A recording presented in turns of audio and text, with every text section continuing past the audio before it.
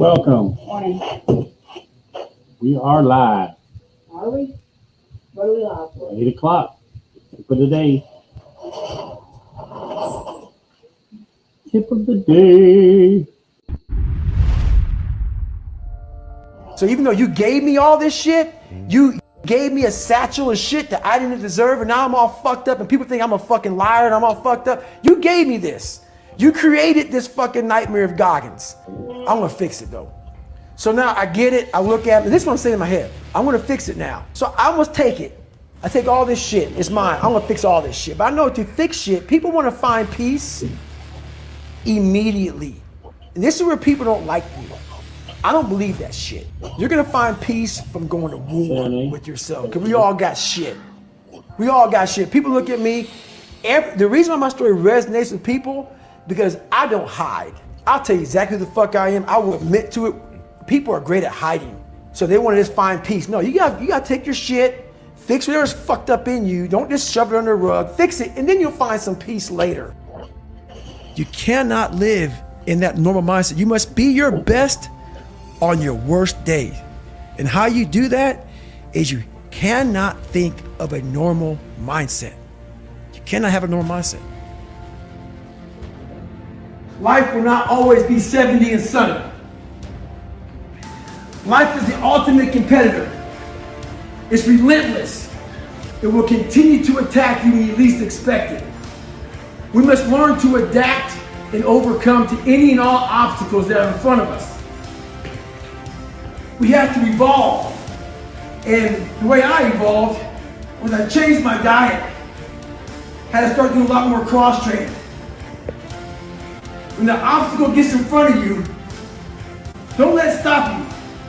Don't let it deter you. Navigate around that motherfucker. A lot of us out here are pushing real hard, but we're afraid to go to that dark side. In your mind, when you push real hard, you have this door in your mind. And a lot of us don't want to open that door. Once you open that door, you're in a tunnel. It's a dark ass tunnel. And you can't see shit. There's one thing about being in dark places. If you have the courage to stay in there long enough, your eyes will start to adjust to the darkness. Your body and mind will always adjust to more suffering, to more pain. If you want to push harder, know this. Your mind quits way before your body does. So you have to be willing to go way into that darkness and find more of yourself. Stay hard. Well, a lot of people, what they do is they have these finish lines. And I have a saying that says, I don't stop when I'm tired, I stop when I'm done. So when I was younger, I didn't have any goals. And it's not really so much about goals, it's just a fucking to-do list. A to-do list. And as a human being, if you don't have a to-do list, you're gonna sit back and just fade away. It's like a lot of people who are in the military, who are in business, who are whatever, they say, hey, I'm gonna do 20 years and I'm gonna retire. Okay, what's next? So I have a what's next list. So then I never sit idle. I never sit idle. There's never one time in my life where I'm sitting back with free time and like just enjoying the sun. I made it. No, I've never arrived. And a lot of people say, are you happy? Because I'm so driven that it almost makes people who are weaker in the mind think, my God, you must not be happy. That's a weaker person's way of saying, you've overachieved, David Goggins, and you're making me feel like shit. So if I'm making you feel like shit, sorry about that. If I'm making you feel like shit, I'm doing my job. If you ask me if I'm happy, I'm doing my job, because when I was a weak person, these are some of the things I would ask a very driven person, because I didn't understand, because they were so driven that my mind was so weak that I was like, they must not be happy. I would find a way to put a title like they're crazy, or they're not fulfilled, or they're empty, because I didn't have what they had. So basically, if I get these questions, I know I'm exactly where I need to be. all my ideas come from when the blood pressure, the intensity is high, because that puts me back in the dungeon. I remember when I was 300 pounds, my most inspirational time is when I was 300 pounds and I was trying to lose weight, and I was having all these self-talks, trying to find strength all over my brain. How the fuck am I gonna do this? So you start to have these different mantras, like almost every 3 or 4 seconds, a different mantra comes up. And just there's a lot of power in that, from being that underdog mentality. Yeah. And whenever I go out to work out, it's not like I'm David Goggins now, 44, I've achieved a lot. Every time I go out to work out, I'm that 300-pound guy. Got it. Spraying for fucking cockroaches, nothing. Because if you think that way, you can only achieve the best. If you've arrived and you go out there, I don't need to be out here doing this. I want my mind to know who's in charge. So for the better part of 26 years, my mind was in charge of me, which is why I made all these horrible decisions. Once you take control of your mind, you start making decisions for yourself versus your mind making decisions for you. We all have these two voices. For me, my routine is every night I stretch out. And I stretch out for 2 or 3 hours every single night without fail. And while I'm stretching out, I'm thinking about my plan for the next day. And I'm thinking about all these different obstacles that may come up. So basically, a lot of us aren't prepared for life. We get up willy-nilly and just hope life is gonna happen. It is gonna happen, but it's gonna happen with a prepared mind or an unprepared mind. Most people attack life with an unprepared mind. What I do is I try to account for all things that could happen, might happen, probably will happen, and then the unknowns. So basically, I can't account for everything, but I do know there could be some things that come up in life that you need to be ready for. I know for a fact I'm not gonna run a workout tomorrow. Therefore, I'm preparing my mind for that. I don't wanna do that. I know tomorrow will come with some difficult decisions to make. It may come with getting a phone call saying someone died, this happened, that happened. I'm always preparing myself, not in a morbid way, but just like, look man, be ready for life. Don't let life just start attacking you left and right. Make sure that you start to build a mental armor so then you're ready for life. And that comes with a very physical way, and the physical helps out the mental. But honestly, it was, I realized at a young age how to change myself was through discipline. And the military didn't teach me that. It was something I realized I had zero discipline, zero self-discipline. And I realized I have to start developing this. And I started really because I was horrible at reading and I was horrible at writing. I have so many learning disabilities, it's not even funny. So I just sit down at the table and spend so much time in this, reading and writing and learning. And that kind of translated over to my self-discipline with working out. That's where it started. I started when I was about 16 years old and said, well, I'm a 4th grade reading level. Let me go ahead now and start really focusing, because I'm not gonna get in the military because I gotta pass the test. That's where it started for me.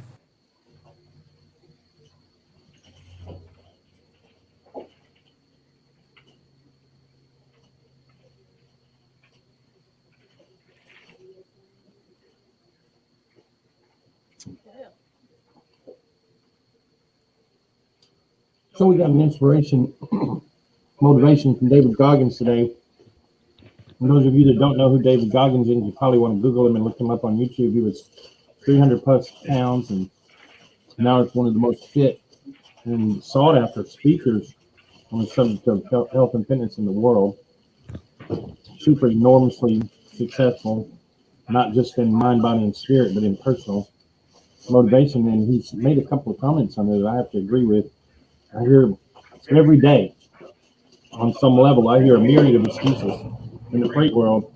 I don't like the cold call. I want to use text. I don't like the cold call. I want to use an email. How come I keep getting so many no's? How come I don't have 300 shippers? Your shipper list must be bad because everybody's hanging up on me. And the truth is, it's just as easy to make one phone call 1,000 times as it is to make 1,000 phone calls.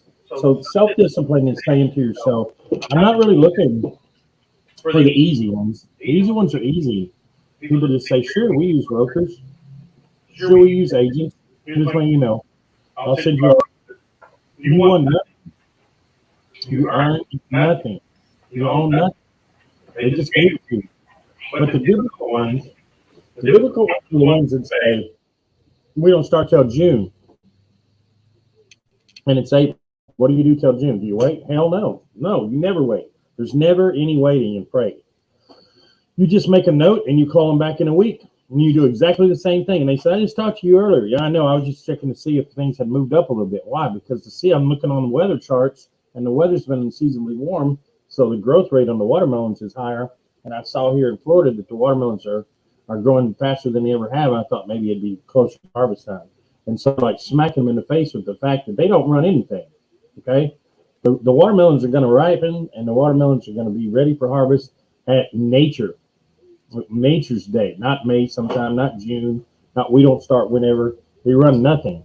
So knowing that you can't control nature, you just keep hitting back. You hit back every 3 days until they get consciously sick of you calling. But see, you don't even have to go, just hit back and then move on. Hit back with the tip of the day. Hit back and say, hey, I had you on my list to call back, and my boss is on my butt to make calls. And I thought, hey, I'd call you back and tell you inspiration I heard, or motivation, or I was watching a video. Develop. Don't forget the networking, the developing of these shippers as someone that you want to do business with is not it's like any other relationship. It's not a one call, that's all thing. When it is, you don't learn anything. Okay. If everything was easy, you would never develop any kind of a skill. And you need to develop a skill set. You need to get there to the point where there's not anybody on the phone that you don't have something you communicate.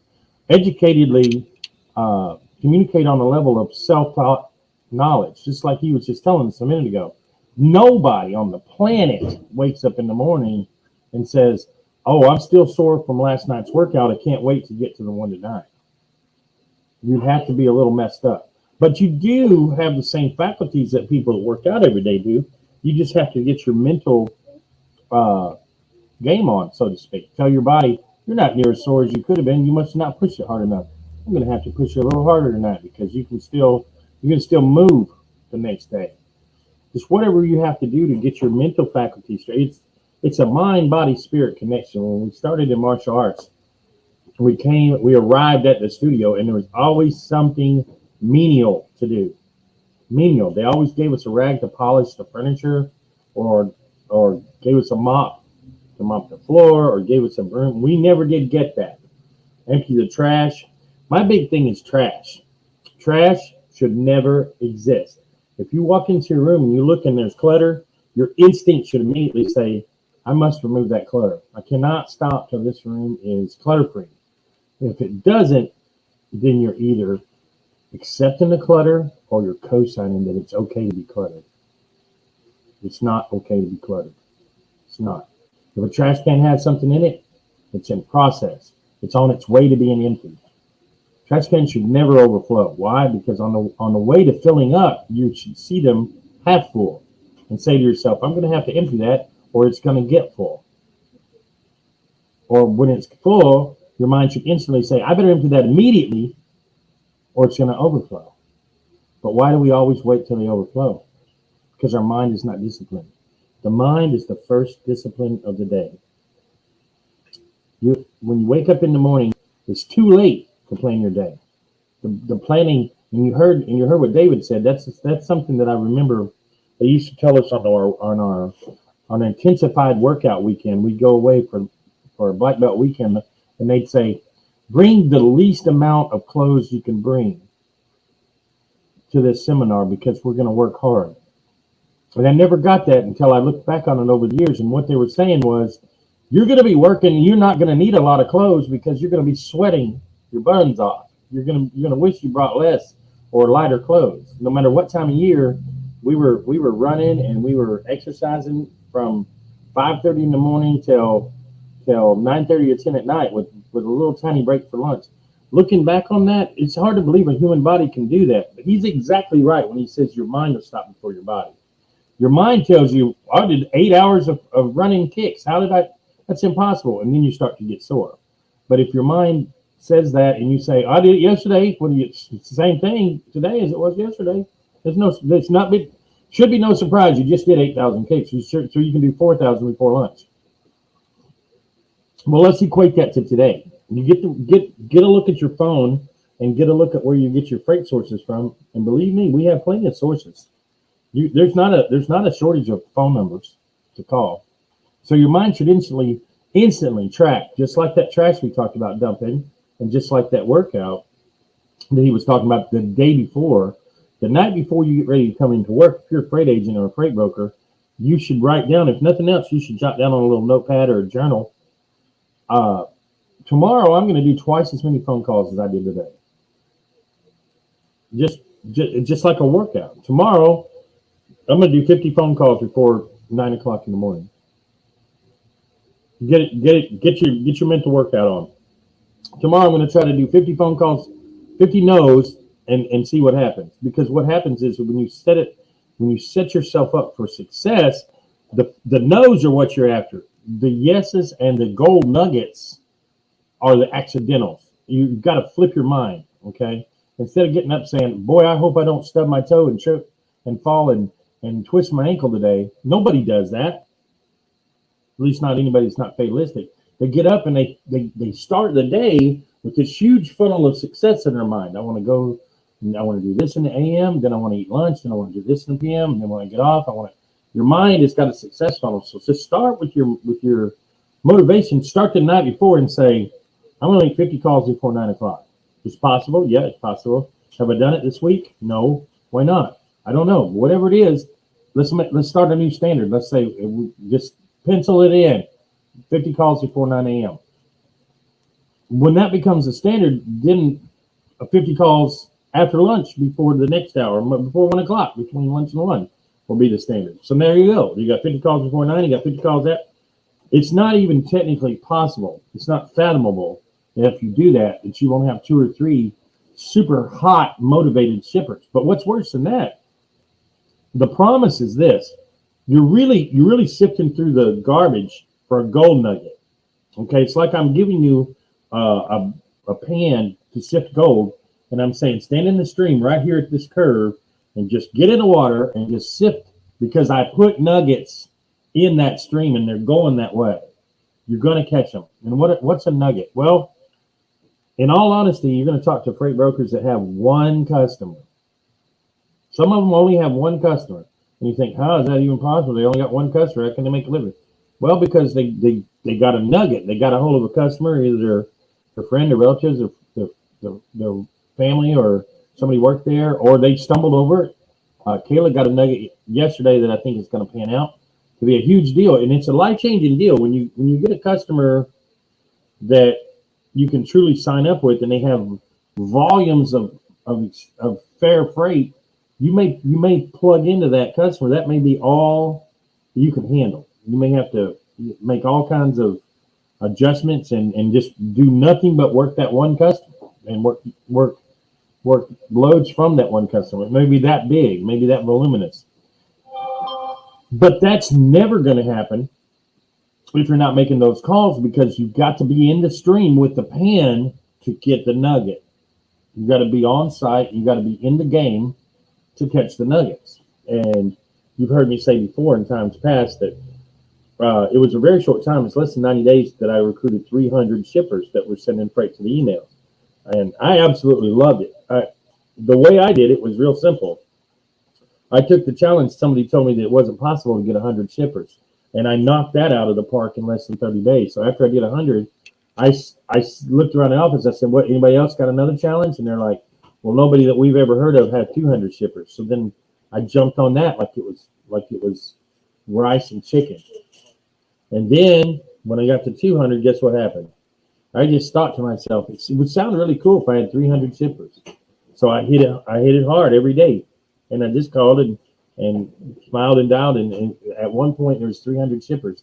Ended up selling that business down. Guess what? What did I tell you when I first started talking this morning? If I did it one time, what can I do?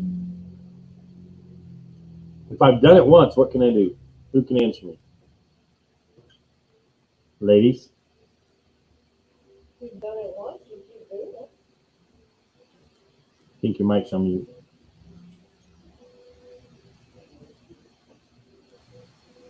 I said if you've done it once, you got to keep doing it to practice. Yeah, your mind even will tell you if you did it one time, then the second time should not only is it possible, but it's probable because it's something you've already proved to yourself.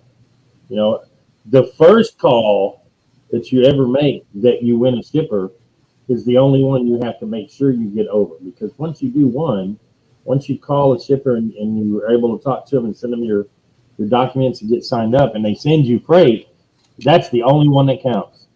Because once that happens, you're like, that's not a big deal. I'll just knock out a few more. And I think probably for the first time in a long time, Kayla's the perfect example that I can think of just in this last few months, because when she hit the first one and she hit the second one, she hit the third one, when she hit 5 in a week, she set sort of a kind of a standard because she says this in her own testimony. She, all the time. Look, I didn't know that much about trucking. And I just knocked it out of the park. And that's the point I try to make to everybody. If you do know about trucking, you've been around the carrier, or your husband or your father or your brother is a trucker, and you've got the edge. It's like you're a member of the family of trucking. And if that's so, and you've already heard some of the phrases, you've talked about some of the joys and thrills and feels, so you should have the upper hand. So catapult that into success by trying to set yourself up your own mental game. Look at this. Aaron's with us. Welcome, Aaron.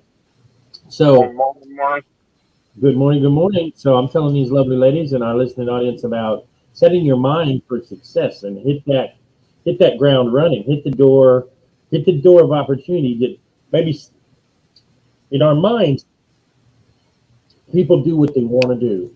Rule number 1, people do what they want to do. So imagine, if you would, that you got your phone sitting there. No. And you just met somebody special, and you can't wait to talk to them.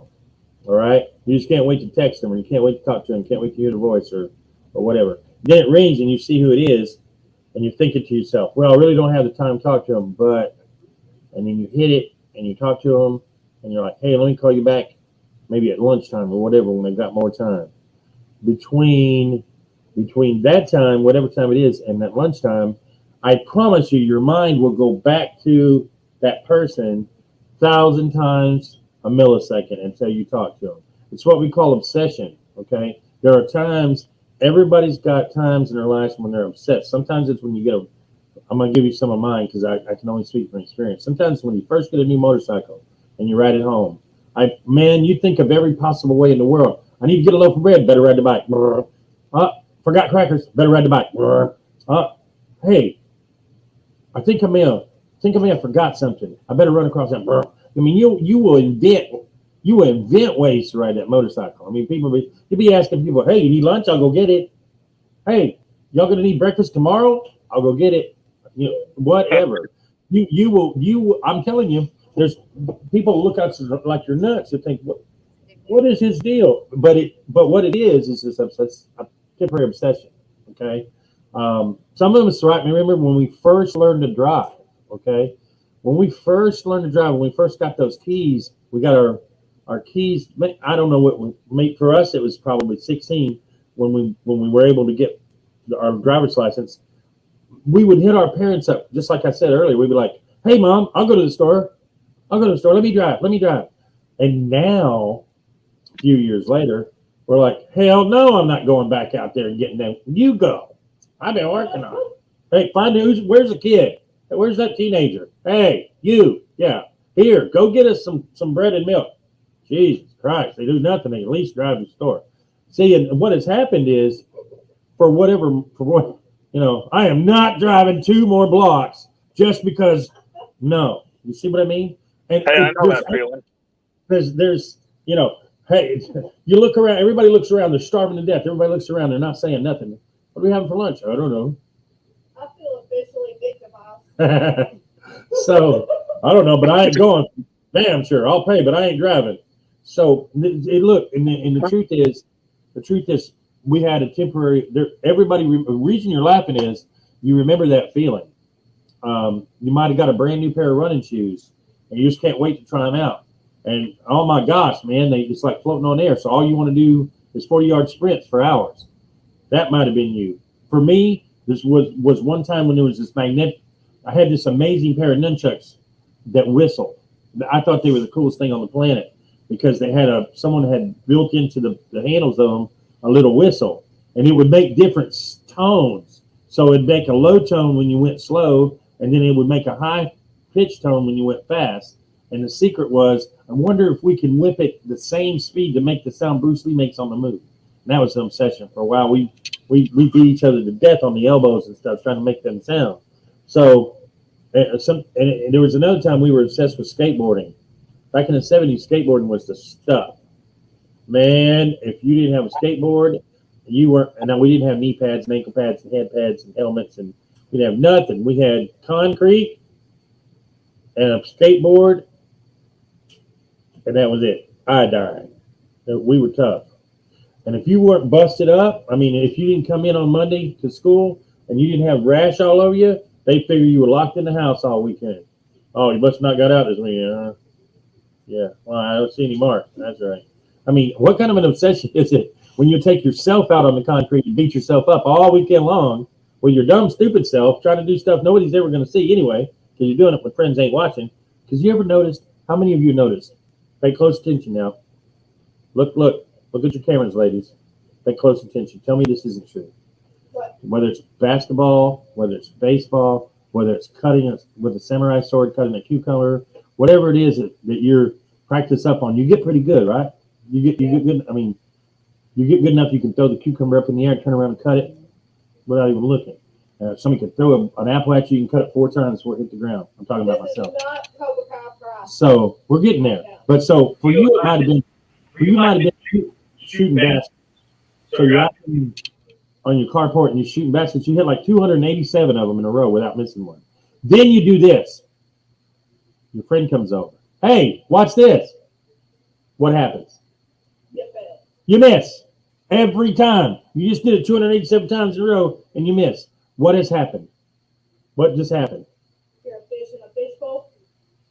Okay, your mic's muted.